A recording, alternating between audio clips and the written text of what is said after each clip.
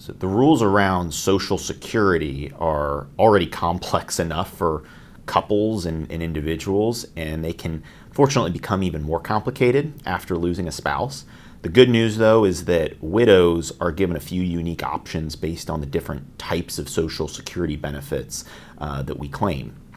The first one to understand is something called a survivor benefit, which is based on the late spouse's benefit that they were receiving or entitled to receive at some point.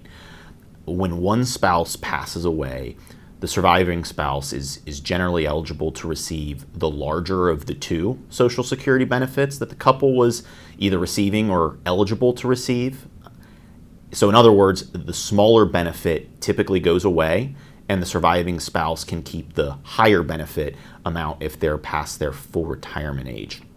So widows can claim survivor benefits as early as age 60, but claiming early will result in a reduction to that amount that they'll receive, whereas waiting until the full retirement age, on the other hand, that allows the survivor to receive their maximum survivor benefit amount, which can be as high as what their spouse was receiving.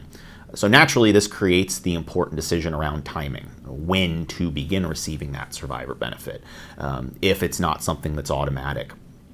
And that decision can have long-term implications depending on health, financial needs, maybe other sources of income.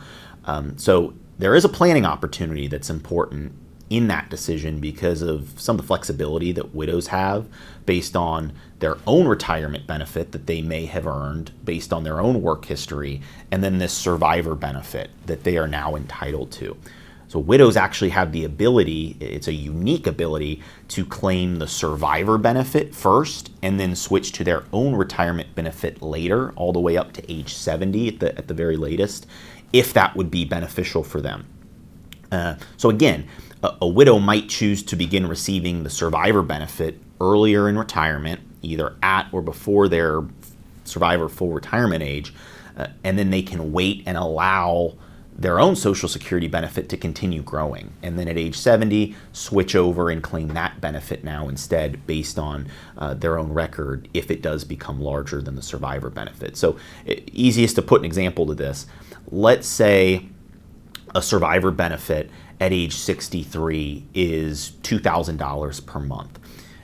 If the survivor's own benefit would be growing to $3,500 per month when they're 70 years old based on their career, their work history, all that they've paid into Social Security, that widow could begin receiving the survivor benefit at 63 for 7 years at $2,000 a month, and then switch over and begin receiving $3,500 a month at age 70 based on their own record.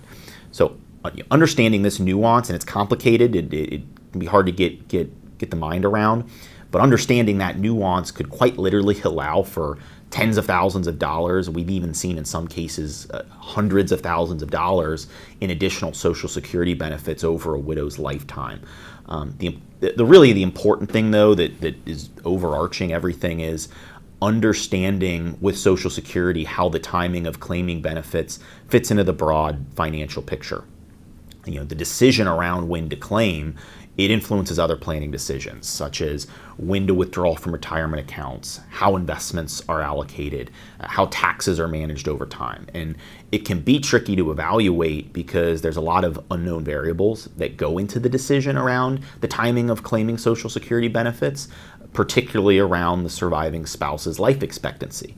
Generally speaking, waiting longer to claim benefits is going to be more beneficial if the survivor lives a long time. So if they live, say, well into their 80s or beyond, waiting to receive their maximum survivor or their maximum own retirement benefit, that allows them to receive many more years of those higher benefit amounts in retirement and make up for some years up front that they have maybe delayed receiving a lower benefit amount. And so that certainly doesn't mean that this is always the right answer, because it does depend on all the other moving parts like cash flow needs, tax planning opportunities, and even estate planning goals.